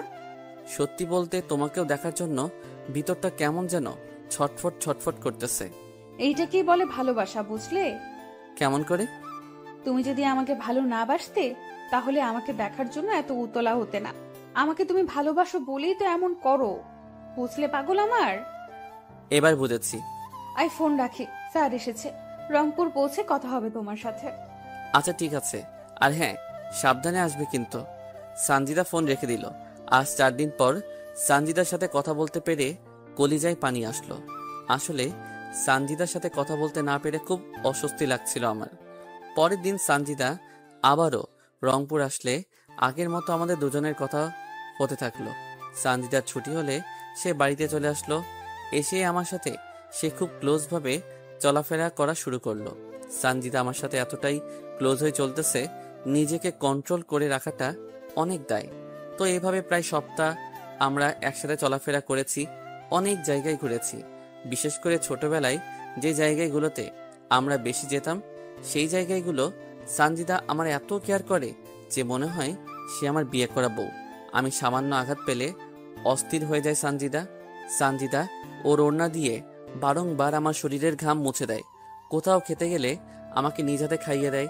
একটা আইসক্রিম দুজনে খাই, কোনো কোক বা ঠান্ডা নিলে সেটাও দুজনে একসাথে খাই স্ট্র দিয়ে। আমাকে নিয়ে ভবিষ্যতে কিভাবে সংসার করবে সব বলতেছে। আমাকে এমনভাবে সে ভালোবাসা শুরু করে দিয়েছে, আমি যদি ওকে ছেড়ে দেই তাহলে সে মরে যাবে এমন অবস্থা। আমাকে সব সময় তার দুহাত দিয়ে আমার হাত জড়িয়ে ধরে থাকে। তবে সানজিদা শহরে গিয়ে একটু ওয়েস্টার্ন ড্রেস পরা শুরু করে দিয়েছে। সে গ্রামেও এসব পোশাক পরে, তবে তার বাড়িতে থাকলে। এই, কালকে তো চলে যাচ্ছি আমি। কালকে চলে যাবা? আর কয়টা দিন থাকো না? আমিও তো চাই সব সময় তোমার সাথে সাথে থাকতে, কিন্তু পড়াশোনার কারণে পারি না তো। তাহলে আজকেই যাব। তুমি? যাবো, তবে কি সানজিদা? তোমার কাছে একটা জিনিস চাইবো, দিবে আমাকে? কি জিনিস চাই তোমার? আজকে রাতটা তোমার কাছে চাই আমি। সানজিদা, কি বলতেছো এসব তুমি? দেখো সানজিদা, বিয়ের আগে এসব করা হারাম, পাপ। আমি তোমাকে ভালোবাসি, তোমার শরীরকে নয়। আমি জানি এসব পাপ, কিন্তু তোমাকে কাছে পেতে চাই আমি। তোমাকে ছাড়া যে আমার চলে না, তোমাকে যে প্রতি মুহূর্তে মিস করি আমি। এতদিন বাইরে থাকি, তোমাকে ছাড়া থাকতে কষ্ট হয় আমার। তোমার স্পর্শ চাই আমি শামীম। দেখো সানজিদা, ধৈর্য ধরো, একদিন ঠিক আল্লাহ আমাদেরকে এক করে দিবেন। তুমি আমাকে একটুও ভালোবাসো না। এই পাগলি, কে বলেছে তোমাকে আমি ভালোবাসি না? তোমাকে তো আমি নিজের চেয়েও বেশি ভালোবাসি। যদি তাই হতো তাহলে আমার কথায় রাজি হয়ে যেতে। এসব করা ঠিক না সানজিদা। ও বুঝেছি, আমি তো আবার খারাপ মেয়ে। আমার সাথে প্রেম করা যায়, কিন্তু অন্য কিছু করা যায় না। এখন বুঝেছি, এটা তোমার অভিনয় আমার সাথে। আমি তো খারাপ মেয়ে, তাই দয়া দেখিয়ে আমার সাথে এতদিন প্রেম ভালোবাসা করেছো তুমি। আমাকে কেনই বা তুমি আপন করে নিবে? তুমি তো আমার থেকেও ভালো মেয়েকে আশা করো। এই এসব পাগলের মতো কি বলো তুমি? তোমাকে ভালোবাসি, তোমার জন্য নিজের জীবন দিতেও রাজি আছি আমি। তাহলে রাজি হচ্ছ না কেন তুমি? তুমি না বললে আজকে চলে যাবে, তাহলে আমার সাথে থাকতে চাচ্ছ যে? সবাই জানবে আমি রংপুরে গেছি, কিন্তু রাতটা তোমার সাথে কাটাবো আর দুজনে রঙিন দুনিয়াতে হারিয়ে যাব। সকালবেলা তুমি আমাকে রংপুরে রেখে আসবে। আমি এসব পারবো না, আর আমি এখনো বড় আবার বাড়িতে থাকি, কেউ দেখলে বা জানলে সমস্যা হবে। বাহ, তাহলে তো ভালোই হলো। মানে? তোমার নতুন বাড়িতে আমাদের দুজনের বাসর হবে আর আমি নতুন বউ হয়ে তোমার বাড়িতে যাব, বুঝলে? তাহলে কেউ জানবেও না, শুনবেও না। না, আমি পারবো না তোমার সাথে এসব করতে। আমার কথায় যদি রাজি না হও তাহলে এখানেই নিজের ক্ষতি করে ফেলবো, বলে দিলাম। কি করবে তুমি? সানজিদার সাথে সাথে একটা ব্লেড বের করলো আর তার হাতে হালকা টান দিল। ব্লেড হাতে টান দেওয়ার সাথেই সানজিদার হাত থেকে রক্ত ঝরতে থাকলো। এই কি করতেছো তুমি এসব? ব্লেডটা এখনই ফেলে দাও বলতেছি। আমার কথায় রাজি না হলে আরো কি যে করব নিজেও জানি না। এবার সানজিদার এমন কথা শুনে অনেকটা ভয় পেয়ে গেলাম। ওর হাতটাও আমাকে ধরতে দিতেছে না, আর ওর হাত থেকে রক্ত ফোটায় ফোটায় পড়তেছে। এমন দৃশ্য দেখে অনিচ্ছা সত্ত্বেও রাজি হয়ে গেলাম। আমি রাজি আছি তোমার প্রস্তাবে। প্লিজ এবার হাতটা কোনো কিছু দিয়ে বাঁধো। বলতে হবে না, সাথে স্যাবলন আর তুলো নিয়ে এসেছি। আমি সানজিদার এরকম কাহিনী দেখে নিজেই অবাক। এই মেয়েকে সামান্য ভালোবাসা মানুষের সাথে রাত কাটাবে বলে কত কাহিনী না করলো সে। বুঝি না হঠাৎ আমার প্রতি তার এত ভালোবাসা কোথা হতে আসলো। যাই হোক, সেখান থেকে দুজনের বাড়িতে চলে গেলাম। সন্ধ্যার দিকে সানজিদা ব্যাগ নিয়ে একাই চলে আসলো। আমি আমার অটোতে তুলে আমার নতুন বাড়িতে নিয়ে এলাম। রাত সম্ভবত 11টা হবে। তখন সানজিদা আমাকে একটা উত্তেজনার ওষুধ খাওয়ালো, যাতে দীর্ঘ সময় ধরে দুজনে এনজয় করতে পারি। আমিও বাধ্য ছেলের মতো ওষুধটা খেয়ে নিলাম। পরের দিন সকালে চোখ মেলে দেখি অনেক সকাল হয়ে গেছে, আর সানজিদা বিব্রস্ত অবস্থায় আমার বুকের উপর শুয়ে আছে। আমি হাত বাড়িয়ে টেবিল থেকে মোবাইলটা নিয়ে দেখি সকাল 10টা বাজে। তাই আমি সানজিদাকে দ্রুত ডেকে তুললাম। আর একটু ঘুমাই না। এই 10টা বাজে, অনেক সকাল হয়ে গেছে, তোমাকে রংপুর যেতে হবে না? সানজিদা ধরপড় করে উঠে দেখে তার শরীরে কোনো পোশাক নেই, তাই সে বিছানার চাদরটা ওর গায়ে জড়িয়ে নিল। আমি অবাক দৃষ্টিতে সানজিদার দিকে তাকিয়ে থাকলাম। সারা রাত কত অত্যাচার করলে, আর এখন এইভাবে আমার দিকে কি দেখো? না মানে আমার না কালকে রাতের কিছুই মনে পড়তেছে না। মনে পড়বে কি করে? যা যা করেছো না আমার সাথে, উফ বাবা, আর একটু হলে মরে যেতাম। এসব কি বলো তুমি? আর সত্যি বলতেছি, আমার কোনো কিছু মনে পড়তেছে না। কালকের ওষুধের গুণ ওটা, বুঝলে? যাও তুমি ফ্রেশ হও, আমি ড্রেস পরবো। তুমি গোসল করবে না? এমনিতে সময় অনেক চলে গেছে, গোসল করার সময় নাই। হোস্টেলে গিয়ে গোসল করব। তাই বলে এই শরীরে যাবে তুমি? অত কথা বলার সময় নাই, যাও মুখ ধুয়ে আসো। রংপুর খাওয়া দাওয়া করবো, যাও তো। তাই বলে উফ, তুমিও না বেশি বেশি, যাও তো। আমিও ঘর থেকে বের হয়ে টিউবওয়েলে গিয়ে হাত মুখ ধুয়ে ঘরে এলাম। এসে দেখি সানজিদা জিন্স টপস আর মাথায় ওড়না পেঁচিয়ে নিয়েছে। আমি অটো বের করে সানজিদাকে অটোতে তুলে নিলাম। অটোতে করে সানজিদাকে রংপুরে ওর হোস্টেলে দিয়ে আবার অটো নিয়ে চলে আসলাম। রংপুরেও আর কোনো খাওয়া হলো না, শুধু দৌড়ের উপরে রেখেছে আমাকে, কোথাও অটো দাঁড় করাতেও দেয়নি সানজিদা। বাড়িতে আসার পর বড় আম্মার কাছ থেকে খাবার নিয়ে খেলাম। তারপর অটো নিয়ে বেরিয়ে পড়লাম নিত্যদিনের মতো। ভালোবাসা এমন একটা জিনিস, সেখানে বিশ্বাস আর ভরসা রাখা চাই, যা আমি সানজিদাকে করি। সানজিদা যাবার 20 দিন পর আমাকে ফোন দিল। তোমার জন্য একটা খুশির সংবাদ আছে। কি খুশি সংবাদ আছে? আমার লজ্জা করতেছে বলতে। আরে খুশি সংবাদ দিতে আবার লজ্জার কি আছে? এটা যদি তুমি বুঝতে তাহলে কখনো বলতে না। যদি লজ্জা করে তো বলার দরকার নাই। এই তুমি রাগ করো কেন? বলতেছি তো। তো বলো। তুমি বাবা আর আমি মা হতে চলেছি। কি? সত্যি বলতেছি, তুমি বাবা হচ্ছ। আমি? কেমন করে? সেদিন রাতের কথা ভুলে গেলে? তোমার আর আমার যা হয়েছিল তার ফল এটা। এটা কি করে সম্ভব? সব সম্ভব, বুঝলে? আর একটা প্রাপ্তবয়স্ক ছেলে মেয়ে যা করলে খুব দ্রুত হয়, তাই হয়েছে। তো তুমি আসো, আমরা বিয়ে করে নেই। আমি কালকে বাড়িতে যাইতেছি, তখন সব বিস্তারিত কথা হবে। ঠিক আছে তাহলে, ফোন রেখে দিলাম। কিন্তু আমি বুঝতেছি না এটা কেমন করে হয়। আমার তো মনেই হচ্ছে না সানজিদার সাথে আমার খারাপ কোনো সম্পর্ক হয়েছে। যদি সানজিদা অন্য কারোর সাথে এমন করে প্রেগনেন্ট হয়, তার দায়ভার আমার উপর চাপিয়ে দেয়। ছি ছি, এসব আমি কি ভাবতেছি? সানজিদা এমন কোনো কাজ করবে না, কারণ সানজিদা আমাকে ভালোবাসে, অন্য কাউকে না। আর সানজিদা আমাকে মিথ্যা কথা কেনই বা বলবে? আমি জানি সানজিদা আমাকে অনেক ভালোবাসে। পরের দিন আর অটো নিয়ে বাইরে গেলাম না। সারাদিন বাড়িতে ছিলাম, কিন্তু দিন গড়িয়ে সন্ধ্যা হলো, তবুও সানজিদা আসলো না। রাতে সানজিদা আমাকে ফোন করে আমার নতুন বাড়িতে যেতে বলল। আমি সেখানে গিয়ে দেখি সানজিদা আগে থেকে এখানে এসেছে। তুমি কখন আসলে? এই তো মাত্র আসলাম আমি। চলো, আজকে তোমাকে বিয়ে করব, আর আমাদের পবিত্র সম্পর্কের সন্তানকে সমাজের চোখে স্বীকৃতি দেই। না, তা আমি চাচ্ছি না। মানে? আমি এই সন্তান পৃথিবীতে আনতে পারবো না। কেন? দেখো শামীম, আমার নিজের ক্যারিয়ার এখনো ঠিক হয়নি, এর মাঝে আমি এসব ঝামেলায় পড়তে চাই না। আরে বোকা, সমস্যা কি? আমি তো আছি। যতদিন তোমার ক্যারিয়ার ঠিক না হয় ততদিন তোমাকে চালাবো। সেটা বড় কথা নয়। আমরা যতই বিয়ে করি না কেন, আমার পেটের সন্তান তো নাজায়েজ। কি বলো এসব তুমি?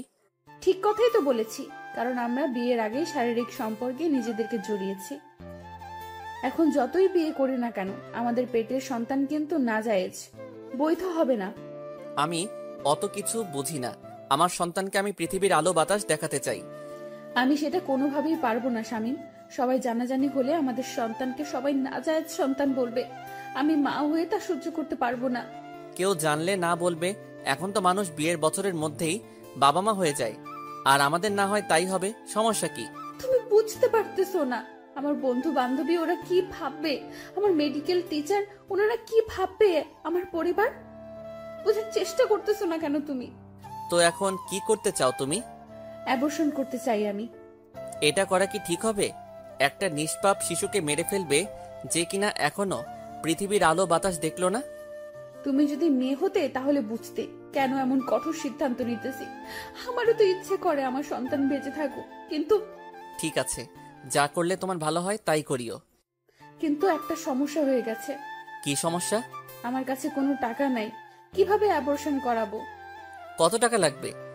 এই 20,000 টাকা হলে হবে। অ্যাবর্শন করতে 20,000 টাকা লাগে? তা তো আগে কখনো শুনিনি। আমি জানি সিজার করতে, সন্তান জন্ম দিতে এত টাকা লাগে, আর এখন অ্যাবর্শন করাতেও এত টাকা লাগে? বেশি বুঝো তুমি। আগে আমার কথাটা শুনবা তো নাকি? কি কথা? সামনের 17 তারিখ থেকে আমার পরীক্ষা আছে। আমি যদি কালকেও অ্যাবর্শন করি তাহলে প্রথম পরীক্ষা আমি দিতে পারবো না। তার মানে সে পরীক্ষাতে আমি ফেল করব। তাই ফেল যেন না আসে, তাই টাকা চাচ্ছি যাতে পাশ করতে পারি আর ডাক্তার হতে পারি। তোমাকে যেন আর কোনো কষ্ট করা না লাগে, আমিও তোমাকে দ্রুত বিয়ে করে সংসার করতে পারি। ও, এবার বুঝেছি। তুমি থাকো, আমি বড় আম্মার কাছ থেকে টাকা নিয়ে আসি। সেখান থেকে আমি বড় আব্বার বাড়িতে আসলাম, তারপর বড় আম্মার কাছ থেকে টাকা নিলাম। তখন বড় আম্মা বলতেছে, বাবা, তুই এত টাকা নিয়ে কি করিস? একজনকে দিব। জুয়া টুয়া খেলিস না তো? সেদিনই 30,000 টাকা নিলি, আজ আবার 20,000 টাকা নিলি। এভাবে টাকা নিলে কিভাবে কি করবি তুই? আরে বাবা, টাকা তো আর নষ্ট হচ্ছে না, আমি একটা ব্যাংকে রাখতেছি, বুঝলে? তুই যা ভালো বুঝিস বাবা। বড় আমার কাছ থেকে টাকা নিয়ে এসে সানজিদার হাতে দিলাম। তারপর সানজিদা সেই রাতেই আবার চলে গেল। সে নাকি কাল সকালে অ্যাবর্শন করবে। আমি যেন তাকে 3 দিন ফোন না দেই, সে নাকি সেই সময় খুব অসুস্থ থাকবে। সানজিদা চলে যাওয়ার পর সানজিদার সাথে আমার 3 দিন কোনো কথা হয়নি। 3 দিন পর সানজিদা নিজেই আমাকে ফোন দেয়, কথা হয়। তো এভাবে চলতে থাকে আমাদের প্রেম ভালোবাসা। তো সেদিন আমি আবারও রংপুর দোকানের মাল কিনে আনার জন্য গেলাম। আসার পথে চিন্তা করলাম সানজিদার সাথে একটু দেখা করে আসি, তাই তার কলেজ ক্যাম্পাসে চলে গেলাম। গিয়ে দেখি সানজিদা আজ শাড়ি পরে এসেছে, সাথে তার আরো 2টা বান্ধবীও। আমাকে দেখা মাত্র সানজিদা ওর বন্ধু বান্ধবীর কাছ থেকে আমার কাছে আসলো। হঠাৎ তুমি এখানে কিসের জন্য এসেছো? না মানে, রংপুর এসেছে একজনের দোকানের মাল কিনতে, তাই ভাবলাম তোমার সাথে একটু দেখা করে যাই। ভালো করেছো। তোমার ক্লাস নাই, আর এরকম সেজে কলেজে এসেছো কেন? ক্লাস শেষ করেছি আর বন্ধুরা সহ একটা পার্টিতে যাব একটু পরে। পড়াশোনা বাদ দিয়ে পার্টিতে কি তোমার? আরে বাবা, এটা কোনো বাজে পার্টি না, আমাদের এক বান্ধবীর বিয়ের রিসেপশনের পার্টিতে যাচ্ছি, বুঝলে? ও, এবার বুঝেছি। আমাকে কি বিশ্বাস হয় না? কি যে বলো না তুমি, তোমাকে আমার বিশ্বাস হবে না? তাহলে এভাবে বলো কেন? আর এইভাবে বলবো না। আমাদের কথা শেষ হয়নি, একটা ছেলে বাইক নিয়ে সরাসরি আমাদের কাছে আসলো আর এসে সানজিদাকে বলল তার বাইকে উঠতে। ছেলেটা দেখতে অনেক সুন্দর আর হ্যান্ডসাম, ড্রেস আপও বড় লোক বাবার ছেলের মতো। যে কোনো মেয়ে তার প্রেমে পড়তে বাধ্য হবে। আর তার কথা বলার ধরন দেখলে মনে হবে যেন তার কথায় মিষ্টি মিশানো। আচ্ছা শামীম, তাহলে তুমি বাড়িতে যাও, আমি এবার পার্টিতে যাই, এমনিতে অনেক দেরি হয়ে গেল। তারপর সানজিদা ছেলেটার বাইকে করে চলে গেল। হতে পারে ছেলেটা সানজিদার বন্ধু, তাই হয়তো সানজিদা তার সাথে গেল। আমি আর কোনো কিছু না ভেবে বাড়িতে চলে আসলাম। যার মাল কিনতে গেছিলাম তাকে তার মাল বুঝিয়ে দিয়ে ভাড়া নিয়ে নিলাম। একা আছি, পাশে কেউ নাই, আর খবর নেবেই বাকে। একাকিত্ব বড় যন্ত্রণাদায়ক, তবুও আপনাদের একটু মন ভালো রাখার জন্য পর্ব দিলাম। জানি না কবে এসব ভোগান্তি থেকে বের হব। সত্যি ডিপ্রেশন মানুষকে মৃত্যুর দিকে নিয়ে যায়। তো হঠাৎ একদিন সানজিদার বাবা আমার অটোতে করে কিছু মালামাল তার বাড়িতে নিয়ে গেল। তো সেই মালামালগুলো আমি তাদের বাড়ির ভিতরে ঢুকিয়ে দিতেছি। যখন শেষবার তাদের বাড়িতে ঢুকবো, হঠাৎ অনেকগুলো মেয়ের হাসির আওয়াজ আমার কানে আসলো। আমার মন বলতেছে সানজিদা বাড়িতে এসেছে, তা না হলে এত মেয়ে তো এদের বাড়িতে আসার কথা না। কৌতূহল বশত আমি সেই হাসির আওয়াজের দিকে এগিয়ে যেতে থাকলাম। তখনও আমার কাঁধে সানজিদার বাবার কেনা চাউলের বস্তা। তখন আমি উকি মেরে দেখতে থাকলাম সানজিদা আছে কিনা। আমি উকি দিয়ে দেখি সানজিদা একটা ছেলেকে জড়িয়ে ধরে আছে, আর ছেলেটা কেউ নয়, সেদিনের বাইকের ছেলেটা। এবং তার বান্ধবীরা নানা রকম কথা বলতেছে। তোর সাথে রাপি ভাইয়াকে সেই মানিয়েছে। দেখতে হবে না পছন্দটা কার। তো ভাইয়ার সাথে কি বিয়ে দেবে তোর বাবা? আরে দিবে না কেন, তাছাড়া আপু আছে না। আপু কি করবে আবার? এ তো আপুর দেবর, বুঝলি। শালিকারা, তোমরা কোনো চিন্তা করো না, আমরা তার সবকিছু প্ল্যান সাজিয়ে রেখেছি। কি প্ল্যান ভাইয়া? আরে আমরা কোর্ট ম্যারেজ করে রাখবো, পরে না মেনে নিলে আমরা পালিয়ে যাব। আর সানজিদা তো ডাক্তারি পড়ছেই, আমাদের কোনো সমস্যা হবে না। এর মাঝে সানজিদার রাব্বিকে ডাক দিলে রাব্বি সেখান থেকে চলে যায়। তখন সানজিদার সেই বান্ধবী, মানে যার কথাতে সানজিদাকে মেনে নিয়েছিলাম, সে বলতেছে, সানজিদার শামীম ভাইয়াকে কি এভাবে ঠকানো ঠিক হচ্ছে তোর? দেখ সৌরভী, ঠিক না ভুল তা জানি না, তবে আমার রাব্বিকে চাই। তাছাড়া আদ্রিয়ান আমাকে ধোকা দেওয়ার পর এই রাব্বি আমাকে সঙ্গ দিয়েছে। আর শামীম ভাই? ওটা ছিল মাত্র একটা সাপোর্ট। কারণটা হলো আদ্রিয়ানের সাথে আমার ফোনে ঘন্টার পর ঘন্টা কথা বলার অভ্যাস ছিল, তাই সেই ঘাটতিটা শামীমকে দিয়ে পূরণ করেছে। তাহলে শামীমের কাছ থেকে যে টাকাগুলো নিতি? বাবা যে টাকাগুলো দিত বন্ধু বান্ধবীদের সাথে ঘুরে ফিরে করে পার্টি করা ইত্যাদি করতেই শেষ হয়ে যায়, তাই তো ওই বলদটাকে ব্যবহার করেছি। তবে বলদটার টাকা দিয়ে আমার অনেক উপকার হয়েছে। মানে? দেখ, তোরা তো আমার বান্ধবী, আর তোরা তো আমার সব কথাই জানিস, তাই এসবও জেনে রাখ। শামীমের টাকা দিয়ে আমি পড়াশোনা যা লাগে তা ব্যবহার করছি, আর রাব্বির সাথে রুম ডেট করতে ব্যয় করছি। তবে রাব্বিও আমাকে টাকা দেয়, কিন্তু তেমন দিতে পারে না, কারণ সেও পড়াশোনা করে। তখন তার একটা বান্ধবী বলতেছে, কিভাবে প্রেগনেন্ট হলি, কিভাবে শামীমের কাছ থেকে টাকা নিলি, অ্যাপ্রেশন করালি, তা খুলে বল। কি তুই আবারও প্রেগনেন্ট হয়েছিলি? চুপ, আসতে বল, কেউ শুনতে পারবে। তাহলে এবার রাব্বির সাথেও রুম ডেট করে তুই প্রেগনেন্ট হয়েছিলি? হ্যাঁ, হয়েছিলাম। যদি আদ্রিয়ানের মতো রাব্বিও তোকে ছেড়ে চলে যায়? যাবে না, কারণ সে আমাকে আদ্রিয়ানের মতো ভালোবাসে না, বুঝলি। আর আমরা কয়েকদিনের মধ্যেই বিয়ে করতেছি, কোর্টের মাধ্যমে। আমি সানজিদার কথা শুনে নিজেকে বিশ্বাস করতে পারতেছি না। এ আমি কাকে বিশ্বাস করেছি? কোনো শত্রু তো এমন বেইমানি করে না, আর তাকে তো কোনো স্বার্থে ভালোবাসি নাই আমি। তখন আবারও বলা শুরু করলো, তো কি এসব করলি তুই বলতো? আদ্রিয়ান যখন আমাকে ধোকা দিল, তখন আমি অনেকটা আপসেট হয়ে পড়ি। আমার হাতে তেমন টাকা বা অন্য কেউ ছিল না, আর আমি তখন শামীমের সাথে সব যোগাযোগ বন্ধ করে দেই। তারপর কি হলো? তোদের সামনে সুইসাইডের নাটক করি, যাতে তোরা আমাকে আবারও শামীমের কাছে অবধি পৌঁছে দিতে পারিস। তাই তুই আমাদেরকে ব্যবহার করলি? ঠিক তাই। তারপর কি কি করলি তুই? তারপর তো শামীমকে রাজি করালাম। আমার সে সময় টাইম পাসের কেউ ছিল না, প্লাস টাকারও প্রয়োজন ছিল আমার। শামীমের সাথে কথা বলতে বলতে হঠাৎ আমার রাব্বির কথা মনে পড়ে যায়।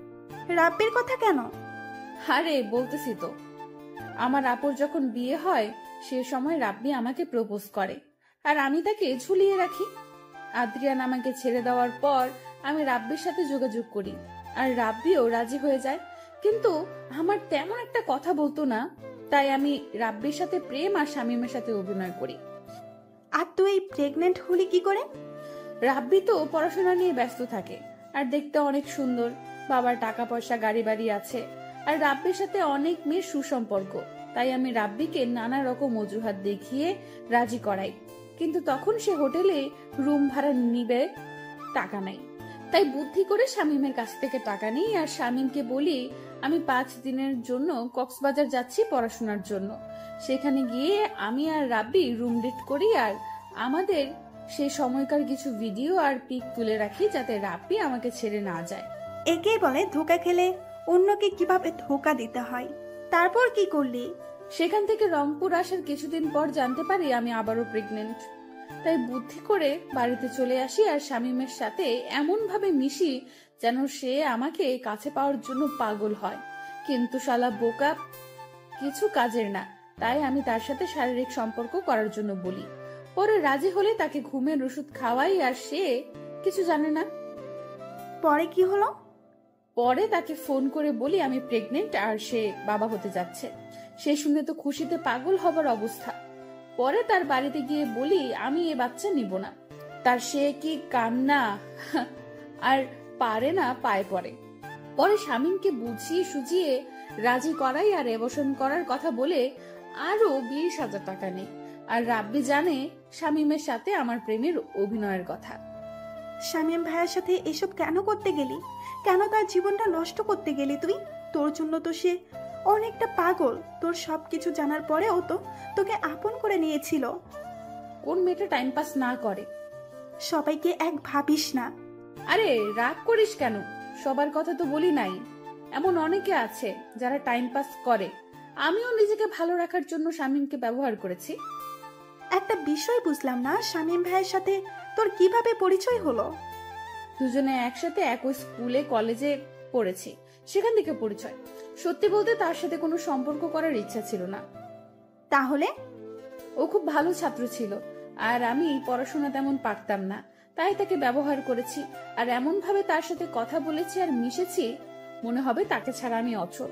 আর যখন দেখলাম আমার জন্য শামীম সব করতে পারে, সব করতে প্রস্তুত, তখন তো নিজেকে ধন্য মনে করা শুরু করলাম। আর তাকে দিয়ে কত টাকা হাতিয়েছি তার হিসাব নেই। এতে আমার পড়াশোনার হাত খরচ, পোশাক, চলাফেরা করা খুব ভালো হয়েছে। একটা এতিম গরিব ছেলের সাথে এসব করা কি তোর ঠিক হয়েছে? যদি শামীম জানতে পারে বা তার নিজের কোনো ক্ষতি করে? জানতে দিলে না জানবে? রাব্বিকে বিয়ে করে ওকে বলবো বাড়ি থেকে জোর করে বিয়ে দিয়ে দিছে, বাস শেষ, ইচ্ছা খতম। এগুলো করা ঠিক হচ্ছে তোর, সঞ্চিতা? এই বেশি কথা বলিস না তো। তোদের জন্য রাব্বির সাথে একান্ত সময় কাটাতে পারতেছি না, তার চেয়ে বরং রাব্বিকে নিয়ে শামীমের বাড়ি গিয়ে একটু মজা করি। আমি সানজিদার এমন সব কথা শুনে কাঁধ থেকে চাউলের বস্তা নিচে ফেলে দিলাম। আমি ভাবতেও পারতেছি না এত বড় বেঈমান মানুষ কেমন করে হয়, এত সুন্দর অভিনয় মানুষ কেমন করে করতে পারে। হঠাৎ সানজিদার বাবা আমাকে বলে তার আরো কিছু নিয়ে আসা লাগবে। আমি সানজিদার বাবা সহ আবারও বাজারে গেলাম। বাজারে যাওয়ার পর সানজিদা আমাকে ফোন দিল। কেমন আছো তুমি? এই তো বাইরে আছি। আমি তোমার বাড়িতে আছি, কিছুক্ষণ পর আসো, ঠিক আছে? ঠিক আছে। তারপর সানজিদার বাবা আরো কি কি যেন কিনলো, সেখানে আরো সময় ব্যয় হলো। সেগুলো নিয়ে তার বাড়িতে দিয়ে আমি আমার নিজের বাড়িতে গেলাম। বাড়ির ভিতর ঢুকে দেখি দরজা খোলা। আমি একটু এগিয়ে গিয়ে দেখি রাব্বির ছেলেটা সহ সানজিদা শারীরিক সম্পর্ক করতেছে। এবার আর নিজেকে ধরে রাখতে পারলাম না। এবার সানজিদাকে উচিত শিক্ষা দিতে হবে আমার। রাব্বির সাথে যৌনতা শেষ হলে রাব্বি সানজিদাকে বলতেছে, বলে না তো এটা কার বাড়ি? আমার স্কুলের একটু বন্ধুর বাড়ি, আমার সাথে পড়াশোনা করত। এবার তুমি যাও, ও এসে এভাবে তোমার সাথে দেখলে সমস্যা হবে। তারপর রাব্বি ঘর থেকে বের হলো। আমি আড়ালে চলে গেলাম আর সানজিদা মাটিতে পড়ে থাকা কাপড় তুলে পড়তে লাগলো। আমি সেই সময় ঘরে ঢুকলাম। আমাকে আচমকা